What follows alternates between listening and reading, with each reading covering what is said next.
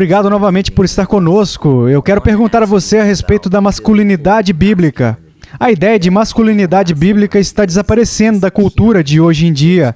E ainda vemos que é muito importante quando nós olhamos as Escrituras. Me fale sobre a masculinidade bíblica e por que é tão importante. Bem, antes de tudo, há uma diferença entre um homem e uma mulher. Eu sei que hoje em dia é chocante.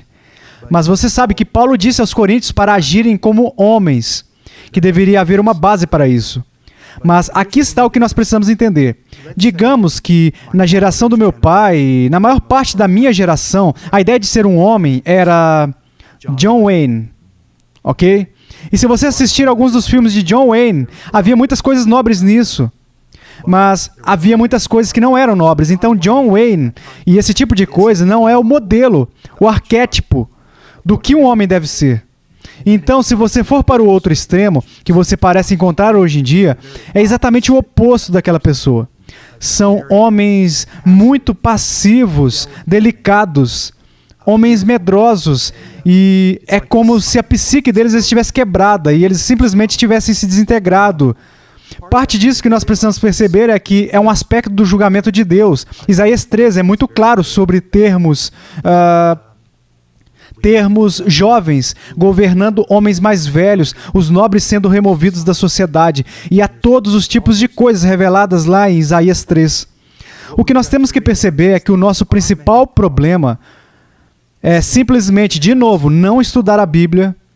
O nosso principal problema é não olhar para Cristo, ou olhar para Cristo através de algumas lentes filtradas ao invés da Escritura na íntegra.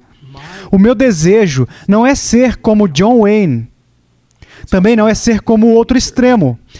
Eu vou dizer, eu quero ser como Jesus Cristo.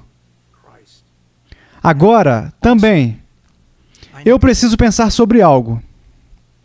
É preciso que haja uma liderança na família e eu devo ser o chefe da minha casa. Isso não significa que que tudo gira em torno de mim. A minha liderança serve a um propósito. Que eu conduzo a minha casa para o benefício da minha esposa e dos meus filhos. Isso tem um custo e é mais caro para mim. A minha liderança é sacrificial. E uma das coisas sobre ser um homem verdadeiro, se olharmos para o modelo de Cristo, é a autoentrega e o autossacrifício. É sempre olhar para o que Cristo fez. Ele se doou, ele se doou, ele se doou. Até que não houvesse mais nada para ser doado. Essa é a minha responsabilidade para com a minha esposa e os meus filhos também. Se você quiser falar sobre Cristo é o nosso protetor, Ele ficou na nossa frente, Ele ficou diante de sua noiva.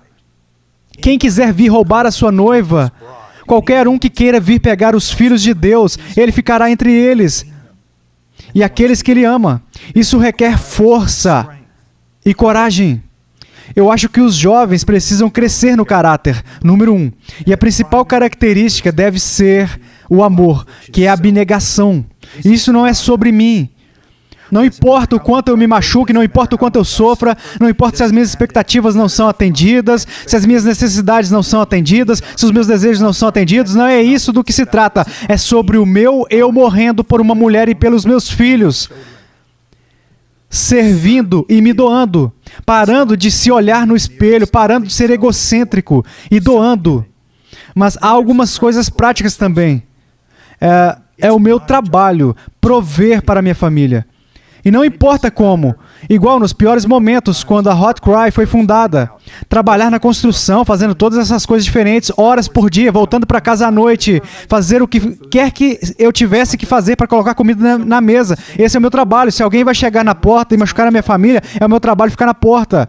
É o meu trabalho levar o peso de tudo o que este mundo tem para jogar em minha esposa e em minha família. Então, eu fui criávamos gado Charlotte, cavalos, então, quero dizer, fui rodeado pela palavra vai. Quero dizer, e meu pai simplesmente dizia, você vai ser duro. Se você não morrer, você vai ser duro. Meus filhos foram criados por um pregador. Então, e eles foram educados no homeschooling. Então, eles não estavam jogando futebol ou rugby, ou isto ou aquilo. Então, eu tive que criar cenários. Cenários físicos para eles. Eu os fiz trabalhar desde que eles eram pequenos. Eles malhavam. Eles aprenderam a lutar, eles fizeram todas essas coisas, porque isso faz parte da... Quando os meus filhos se casarem, eu espero que eles façam tudo o que eles têm que fazer e sejam tudo o que têm que ser para proteger aquela mulher com quem eles irão se casar e para proteger os seus filhos. Então, há todos os tipos de coisas que entram nisso. E nós temos que perceber que... sabe, que nós queremos que haja um governo nobre e justo, queremos que todas essas coisas existam para nos proteger, mas a responsabilidade que tenho, acima de todas as outras coisas, de cuidar de uma esposa. Sabe, eu disse aos meus meninos, deixa eu olhar para as mãos de vocês, há algum calo em suas mãos? Entende? Tudo bem, eu vou trabalhar com vocês. E foi isso que fizemos. Nós fizemos, então eu criei cenários para torná-los fortes. Eu não tive muito tempo para estar ao ar livre por causa da minha agenda agitada, mas arranjei tempo para que eles ficassem sentados na neve por 10 horas, caçando ou qualquer outra coisa, apenas para torná-los fortes. Fale sobre a ética do trabalho e como isso é importante na formação dos homens. Sim, propositalmente, nós vivíamos em um morro basicamente no alto de uma colina com uma estrada de terra e não tínhamos aquecedor central ou ar-condicionado em nossa cabana durante a maior parte da vida dos meninos. Eles cortavam lenha constantemente. Eu conheço um homem que mora em um subúrbio, e então o que ele fazia? Quando seus filhos desobedeciam, ele ia até a loja de materiais de construção e comprava alguns blocos de concreto. Provavelmente havia 100 blocos de concreto. Então ele colocava um estrado vazio do outro lado do quintal e dizia aos meninos: ok, vocês desonraram a mãe de vocês. Vocês vão fazer 100 flexões com tantas repetições e vão carregar todos aqueles blocos de concreto de lá para lá. Sabe? E isso gera resistência. Apenas brevemente, Paul, você mencionou que a sua definição de masculinidade não é uma fachada externa, é um serviço sacrificial que não é definida por passividade, mas pela força interior, por ser um homem de caráter. Há mais alguma coisa? Se você estivesse falando com um jovem e eu tivesse 15, 25, 35 anos, você diria, se você quer ser um homem, você precisa fazer isso. O que seria? Eu sei que parece tão simples, mas você precisa saber quem Jesus realmente era quando ele andou nesta terra e você precisa imitá-lo. E você faz isso. Se alguém, sabe, se você fizer algum curso bobo sobre masculinidade, não há como dizer como vai acabar. Mas se você simplesmente entrar na palavra e disser, quem é esse Cristo? Então conhecer isso, amor. Veja, eu conheço um cara que entrou na selva comigo uma vez e que era franzino. Ele tinha medo de absolutamente todas as coisas. Quero dizer, ele tinha tanto medo que ele tinha medo da própria sombra, das folhas, das aranhas, das cobras. Ele tinha medo de tudo. Você diria, sabe, como você pode admirar um cara como esse? Eu o admiro.